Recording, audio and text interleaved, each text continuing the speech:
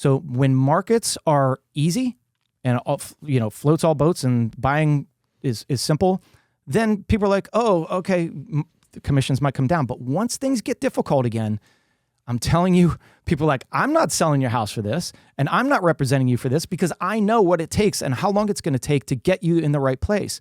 And so those commissions change.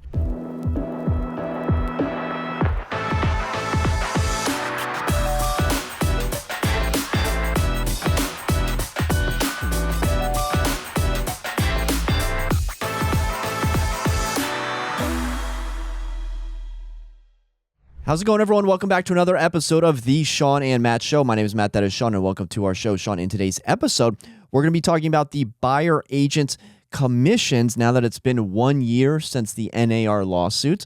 We're also going to be getting into a Miami condo redevelopment takeover project and why things are stalling. But first, Shawn, Wednesday, August 13th. How is your Wednesday, August 13th treating you? Wednesday, August 13th. We're still in summer, guys, but we're creeping up. I don't know. I keep seeing on Facebook, kids are going back to school, colleges, high schools, elementary schools. Summer might be over. Yeah, it's pretty much over. I mean, my sister's she's a teacher. She's already gone back to work. The kids start, I think, this Monday. You know, when I was growing up, we waited till after Labor Day. After Labor Day was, the end of summer, and that's when we went back to school. And I feel like that's the way it should be, but everybody going back at different points, different counties going back at different points, it makes it really difficult. So our kids go back in 2 weeks, not this coming Monday, but the following Monday. So I'm like, all right, this is our last hurrah. If we're going to get to the beach again, let's go. And then maybe go back for Labor Day. But other than that, things are a little bit weird for me right now, Matt. Weird how? All right, so I've right now, things are slower. This is summer. This is what we expect. We expect things to be a little bit slower. I have one property on the market personally. It's a one-bedroom. All of a sudden this week, I've had 4 showings on it. 4 showings in like 2 days. Are people back in town? I think that people are starting to come back. They're like, all right, we've had our vacation. Now we're going to start getting serious. So this could be a sign. This is only one listing, but this could be a sign to show you that the fall market is starting to tick in. But the other thing, I have 2 under contract right now. All the other ones have settled. 2 others under contract, and they're both condos in Arlington, and they both have their own problems. And it's crazy. I say this, I learn on every transaction, and I really do. You're going to learn something on every. How many condo transactions have you done? Like probably 700. 700? I don't even know. And you're learning something new on something. Every time, because rules change, valuations change, and it drives me insane. So number one condo that I'm dealing with right now, we were supposed to settle today. Today is settlement date. We had to extend it. And the reason being is because now the condo has lost its Fannie Mae approval. Okay, so Fannie Mae approval, I'm no lender, but apparently you have to get this reapproved. And it expired in May, unbeknownst to us. And so we are the first loan to go through since this has expired. And you can go Fannie Mae, Freddie Mac. I mean, I'm assuming you could go Freddie Mac, right, and just go around this. But Fannie Mae guidelines, now they have to get reapproved. And so what Fannie Mae looks at, or what the underwriters look like, I don't know exactly who's looking at this, but they say, hey, we're going to look through your meeting minutes and make sure that there's nothing that we think is problematic. And there's been more and more scrutiny since the fall of that Florida condo. And I feel like there's so many different things now that I'm learning that lenders are changing, insurance companies are changing, all this stuff based on that.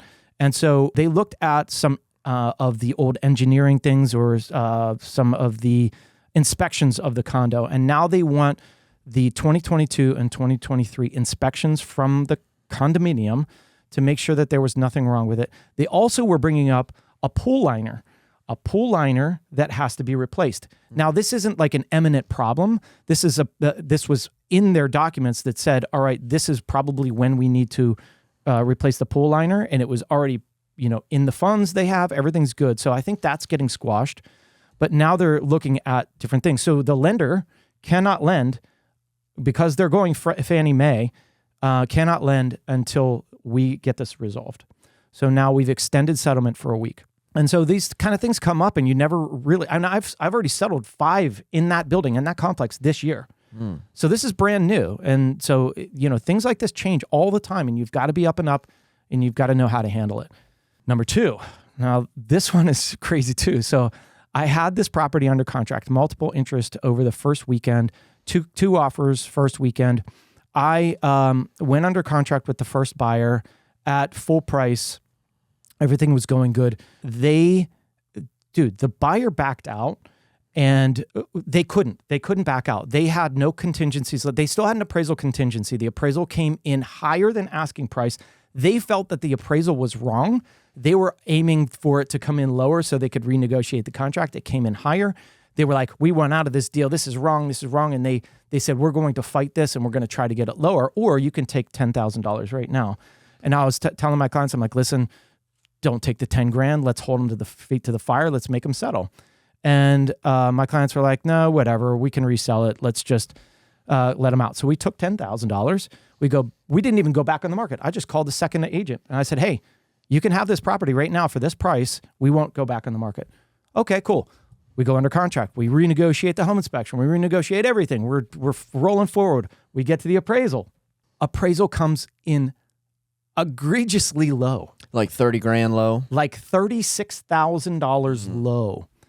And I have not seen that in the condo market. I have not seen a condo come in that low. And I'm like, this is insanity. So was the offer price above the asking price? No. It's right at it, Okay. right at it, within $4,000. So it wasn't like an escalation, multiple offer bidding war type of thing? No, because we just went back to this one and, it wasn't escalated. But I had so much traffic on that weekend, and I did not put a timeline on a deadline. I didn't put a deadline. If I have to go back in the market, which might be tomorrow, we are going to put a deadline. And I'm going to, say this is when offers are due, and that's when we're going to review. So, all right, so you're at X price. The appraisal's at X minus 36,000. Are the buyers saying we're done, or are the buyers saying it's either X minus 36,000 or we're done? They said come down to the appraised value. We said no way, not a chance. There are so many flaws with this appraisal, and I brought them up to the lender, and I can dispute these things. And I brought up all my points. I showed them comps that easily get to the price. And then after that, I sent this whole email. I sent it to the lender. I'm like, hey, any update yesterday? This is a day later. And then later in the day, he's like, no change in value. That's all he said. No change in value. And I'm like, this is complete bull. And this is my problem. There are problems with the appraisal system. All right. If you can have two opinions of value at two drastically different prices, there's a problem with your valuation system. And, in one instance, in one appraisal, they were using comparables within the building before the commission structure was changed. I could still see commissions. That's a year and 2 months ago. They're using a comp. I thought they could only use comps from like 180 days. I did too. Because I always argue like, hey, this is how you can come up with the price. But they didn't give a time adjustment. They didn't give a condition adjustment. They didn't give a square footage adjustment. Listen to this one comp. I'm sorry, I'm going off. But there was one comp that they used in a building next door. The subject one is a 3-bedroom, 2-bath. Okay. They used a 2-bedroom, 2-bath, 363 square feet smaller. That's and a bedroom smaller. Completely different. Do you know what adjustment they gave me in value for that? I mean, I hope like $250,000. $36,000. What? $36,000 only on a square footage adjustment. That square footage adjustment, do you know how many dollars per square foot that is? Do you know what the condos sell price per square foot? Maybe $500-600. $600 and up a square foot. They gave me $93 a square foot. What? $93 a square foot. One other thing, there's another one that came on after us in the same complex. They priced it under us because our condition was better. The owner came through our open house. He's like, I'm pricing it under that one. That one's nice. They're getting right where we were. The appraiser called them, knows what they're getting, and he appraised it still $30,000 below that. It's insane to me. I had such a clear case on this, and they denied me. And this is my opinion, is that the appraisal process is flawed. You get appraisers in there that are highly regulated, and they are afraid to change their value because once their opinion comes in, they could lose their license. They're afraid to do so. And you know what? I went in today and I said, listen, this is what we're willing to do. If you're willing to go to this price, we'll sell it to you now. Otherwise, we're going back on the market, and I can guarantee you I'm going to sell it this weekend and I will get appraised value. If you don't take this, then whatever. But, I lost my train of thought. Anyways, I mean, it's just wrong. Oh, so I sent him an email and I sent him the old appraisal. I said, this is what it appraised for 2 weeks ago. And I sent him every algorithm. Okay. 4 algorithms. All 4 algorithms were above where I'm under contract with them. I'm like, what else do you need to see that this valuation is wrong? Did it drop 36 grand in 2 weeks? It did not. It did not. Wow. So, I mean, these are the things that you have to learn as you go forward and how to, combat these things. I called one of my appraiser friends.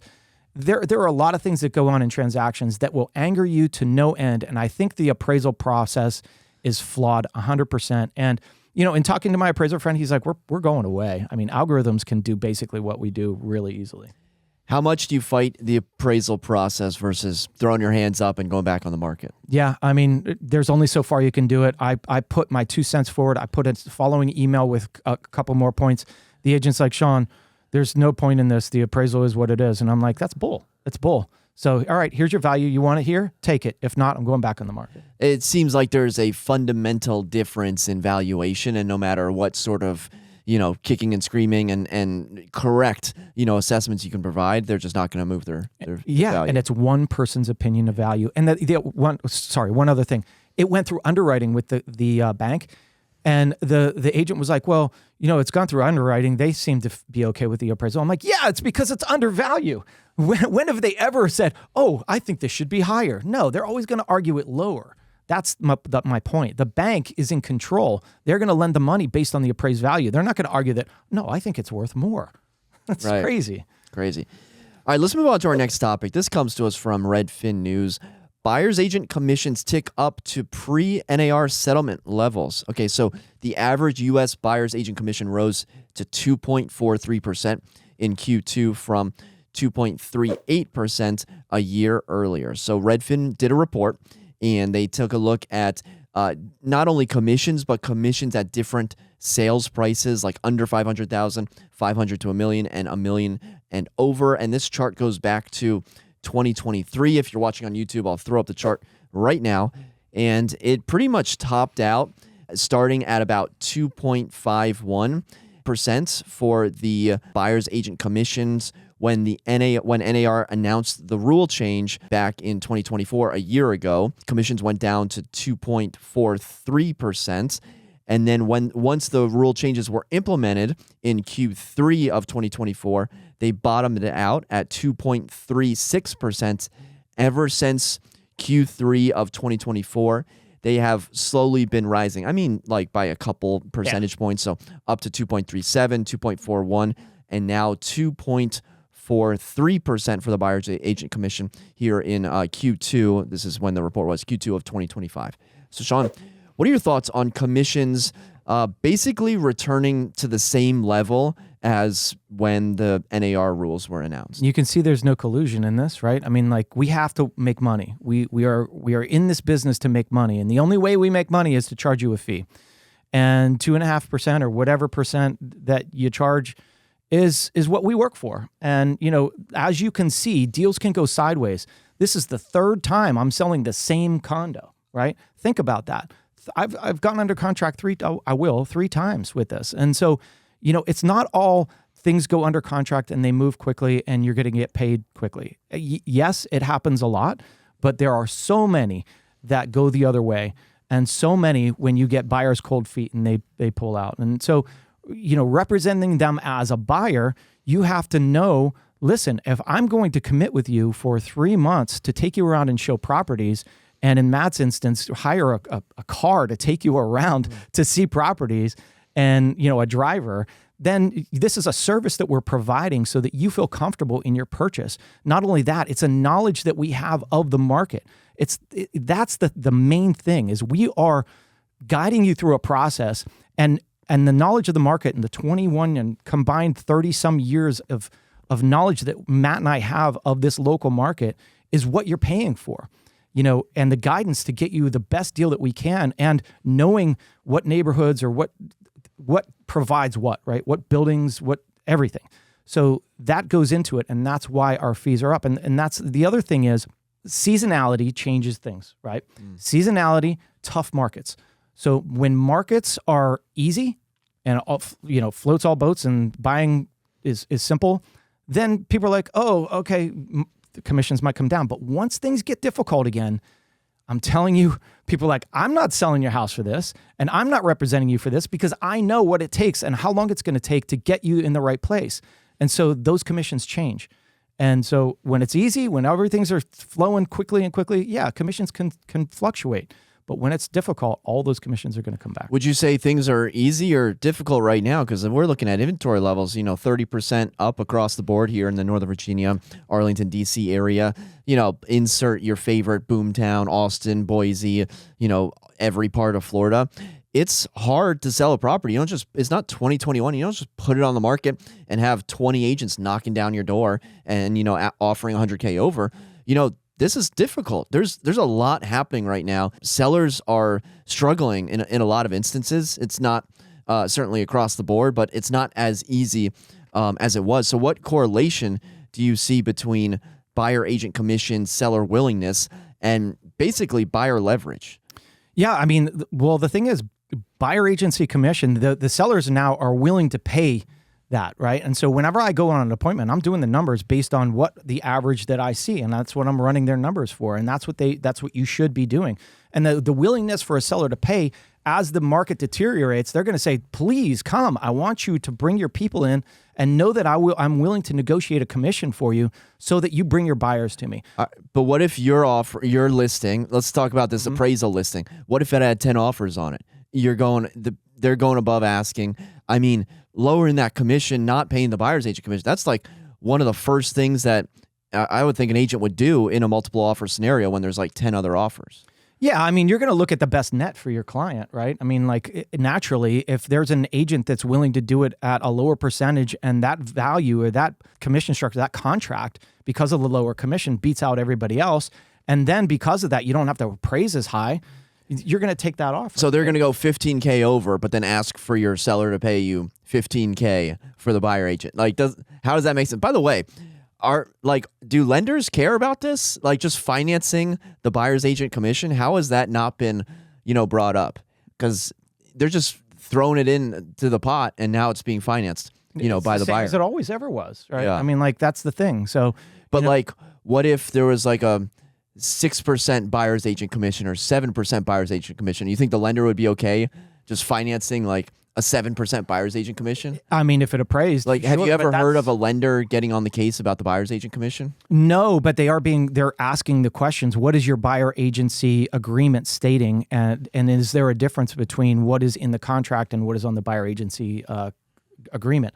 So if there's a difference, that buyer has to come up with that difference. So yes, in that regard, they are. And, I want to bring up an instance that one of our agent friends was talking about this week, and how there was a difference in the buyer agency commission in this deal.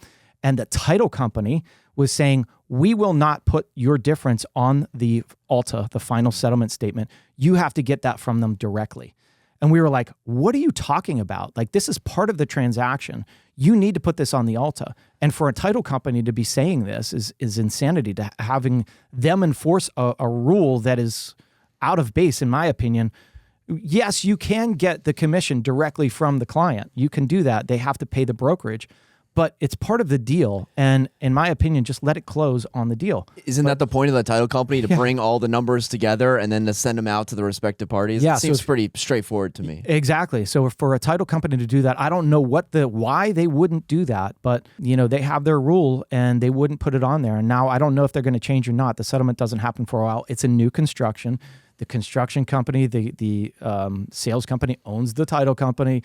That's the problem with these. And so there's things that happen in there. There's things they put in their contract which are completely different from the resale contracts. And that's what you have to be wary of when you are purchasing a new construction. There's going to be different title things, and they're going to push a lot of their closing costs, their taxes and things like that onto you as the buyer at settlement, which is nuts. So looking at agent commissions under $500,000, they're at 2.52, 500 to 999, 2.34, and then $1 million plus, we're down to 2.21. So there's a stark difference when it comes to agent commissions versus price. Do you think that's going to continue? By the way, all of these are trending back up as we're heading into Q1 and Q2, as we're finishing up Q1 and Q2 of 2025. But what are your thoughts on, higher priced properties having lower commissions versus lower priced properties having higher commissions? I mean, it makes sense, right? Because there's more money into the higher priced properties. So you can have a little bit more leeway if your brokerage allows you to do that, to make up the difference. I mean, $1 million property at 2.5% is $25,000. $1.5 million property, or a $500,000 property at 2.5% is, what is it, Matt? $1,250. So it's half the amount of the money, right? So like there has to be some leeway. Now, it depends on the market you're in. $1 million plus property in some markets is a lot harder to sell than a $500,000 property.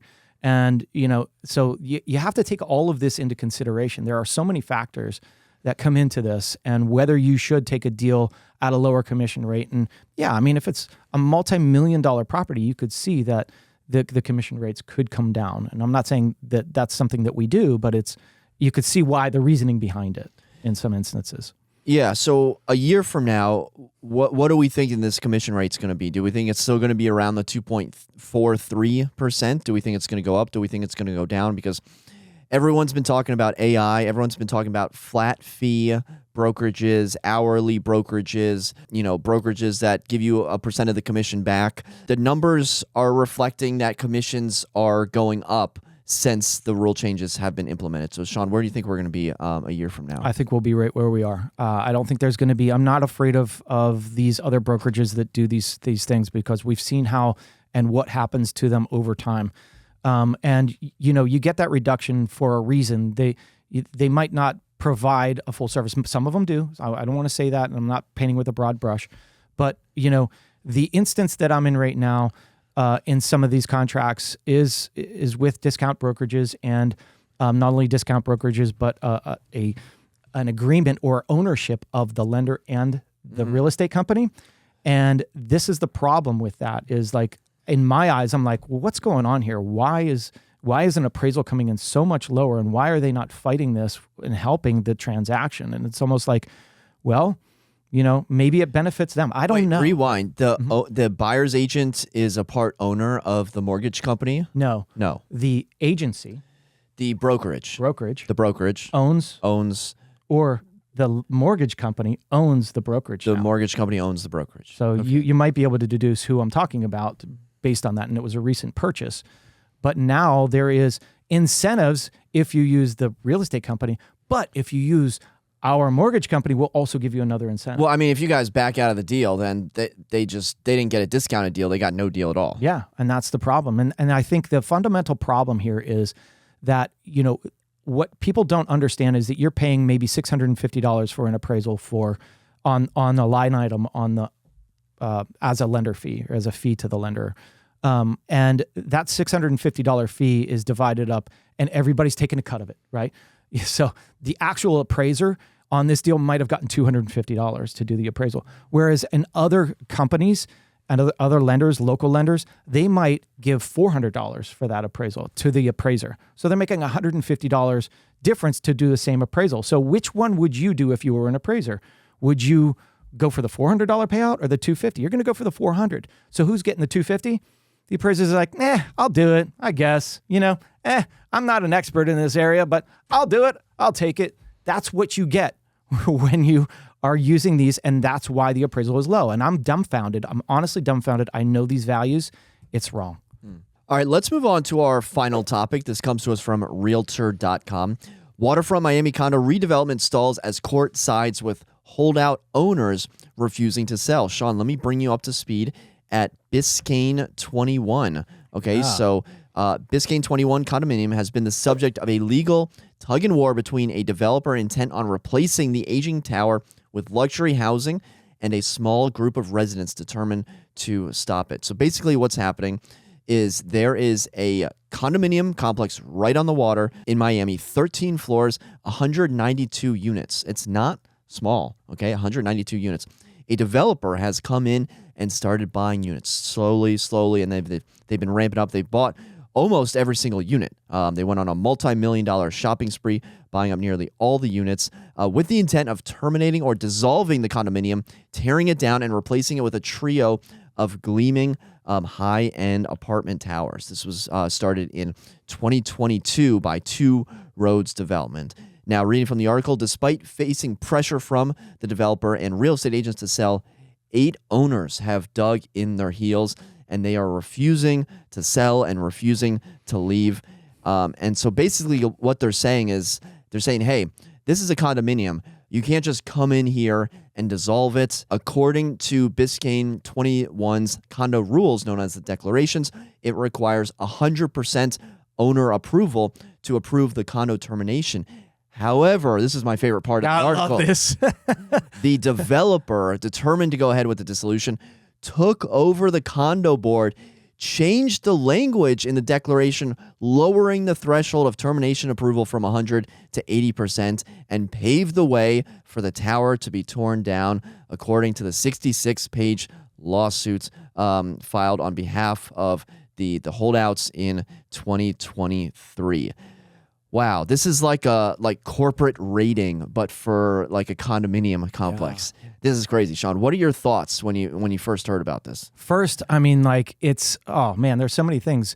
But on the side of the 8 holdouts, you bought a condo, you wanted to live there until you died. It's an investment. It has a great view. You love it. You can understand why they're saying, go somewhere else, right? Because I bought this. I have a loan on the property. This is my property. I own it outright. I pay taxes on it. I pay my mortgage. I pay my condo fee, and you can't force me to leave. And unfortunately, as we see, they might be able to force to leave. And the argument on that is like, hey, the builder's going to give you X amount of dollars, but you have to understand that everybody's bought at a different time. Everybody's idea of home is different. And, when a builder offers you X amount of dollars for your condo that you might have just bought recently, and you're like, well, I can't even do that. How can I sell my property? It doesn't even pay my mortgage, possibly, right? In other people's eyes, like, all right, well, if I sell this condo that has this beautiful view, now where do I go? Because everything else is way more expensive than what you're giving me. What is the like-to-like comparison? Because if you have a condo at Biscayne 21, you're on the water. I mean, you got high rises just kind of surrounding you. This building was built in 1964. That would make it, what, 60 years old? I mean, think about it. So, all right, the developer claims this isn't one of those waterfront Miami buildings that's over 50 years old, that has a lot of deferred maintenance and has a lot of costs associated with. I'm not going to be the arbiter on whether they're just blowing smoke or not, but I live in a condo building that's 35 years old. And, there are 35-year-old problems with the condo, and the management's incredible. They're always taking care of it. But it's like living in a construction zone at, seemingly all times. So I could only imagine what has to be done, in this building that's been built in 1964. But what is the like-to-like comparison? Because, all right, let's say you have a waterfront condo. Where are you going to move to? I mean, that's going to be millions and millions of dollars to even replicate anything close to this waterfront condo that these folks have been living in. Yeah, and one solution might be, and maybe they've already done this, I'm sure they have, but that builder saying, all right, well, listen, we will give you this unit in this new tower for X amount, right? Give them a high discount and make them be able to afford it so that they can have something brand new in this luxury thing. I mean, that's a good solution, right? You have 8 people, you need 8 units to give at a reduced price because of these holdouts, right? That might be a solution. I think it's an easy one. Will they go for it? Probably not. But the other thing, the other side of this, which is crazy, right, is something that I was just pointing out in the whole condo, atmosphere of lending. And when a lender or Fannie Mae or Freddie Mac or any of these companies get wind of what's happening in this building, now what happens is, look at what the builder's done. They're already destroying all of the units in there. So what does that say? It's like, all right, the building is no longer up to code. It's no longer up to the standards of somebody being able to live in. Now the particular unit that those people are in is fine, but the rest of the building is not. And this is a huge problem. You're not going to be able to refinance that place. You're not going to be able to resell it naturally. And what do you do? And I don't know if this could happen where the lender of those units could say, hey, we're in fear of losing our, ability. They could call that loan, right? And call the loan and say, hey, you need to pay this off because this is too risky for us now. And you need to either sell or call it. And so that could be coming up too. That's another thing to think about. So last month, the 3rd District Court of Appeals decisively sided with the condo's 8 holdouts who have been blocking the condominium's demolition by Two Roads Development. So the courts are actually saying, all right, yeah, you 8 people, yeah, you kind of have a point here. I think it came down to the developer not counting or allowing the owner's 8 votes on an earlier vote, at some point during the dissolution. But I got to say, I mean, aren't these 8 condo owners just kind of suing themselves? Yep. I mean, what's the best case scenario? They win, it doesn't get torn down, and then what does this development company have to sell, the 180 units that it, has previously bought? I don't know what the end goal here. Maybe it's to get a lump sum of money for a shiny new condo, but it sounds like these folks, they just want to live in peace in their 1964 condo and tell the developer to go away. But I got news for you. If they've bought every unit except for 8, and I went back to like 2024, and it was like they bought every unit other than 10. So it's like they've been slowly chipping away at these folks.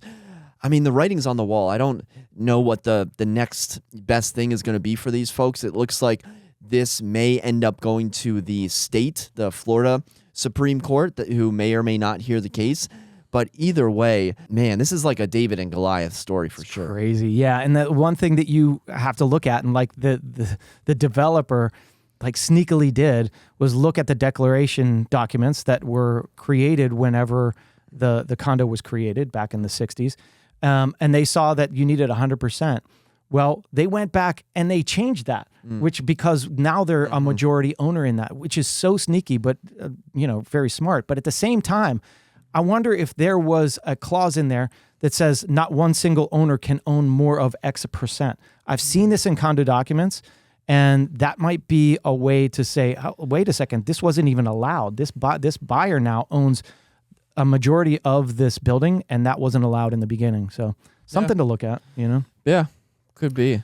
Who knows? I mean, it's such a weird situation, and you can understand both sides. And the thing is, we've seen the way that condos go, and you need to upkeep these condos. And when you're buying a condo, you have to know that you're investing with so many other people, and there are so many different voices on that. And the boards are comprised of owners of those, and there's going to be different opinions on what they want to do because they're in different layers of their ownership status, right? They could be first-time owners, they could be last owner, final property that they own. And so they're going to have a different idea of what they want to do and what they see for this condo and what they're willing to spend on certain things. And so that's the disadvantage, I would say, of condo ownership. The advantage is location, right? You can have these places, amazing locations and great amenities and things like that. So this may open up my eyes to actual condo redevelopment project, because I thought it was impossible to buy 190 units and to dissolve a condominium. Like, how hard is that? I mean, because alarm bells start going up once, the murmurs and rumors start happening of, hey, there's a whale in here that's going to buy up your condo. And I'm sure they're paying, 10 to 20% over the asking price. But I mean, if I'm one of these people, I'm probably going to try to get an unreasonable amount of money for my 1964 condo. 100%, man. I'm holding on for as much as I can. And the thing is, like, everybody thinks about this. I've heard many people talk in the past about, oh, I'm going to hold on until a developer buys it. And, one instance is River Place down in Roslyn. I mean, Roslyn is a prime location, and they're just holding out. And I'm like, when's it ever going to happen, right? Is it really going to happen? And there's been talks about this all throughout. How many have you seen happen? Zero in the 20-some years that we've been doing this. And so it's not often that this happens, and I'm sure it's very difficult. And I wouldn't want to be the developer trying to do this. Yeah, we've done stories of like Chicago of a condo dissolution, and DC, sure, I think there were small ones. DC, right? There's a couple small ones, but once you get above like 50, even 50 is kind of tough, but once you get above 50, I mean, that's like, you got thread the needle there so perfectly to get that happen. Or you have the holdouts and you have the lawsuit, and I'm sure this is going to drag out for many more years. Yeah, it's tough. All right, well, let us know your thoughts in the comments section down below. If you enjoyed this, be sure to hit the thumbs up button, subscribe if you haven't already. And for Shawn and myself, thank you so much for watching. Until next time, we'll see you then. Take care.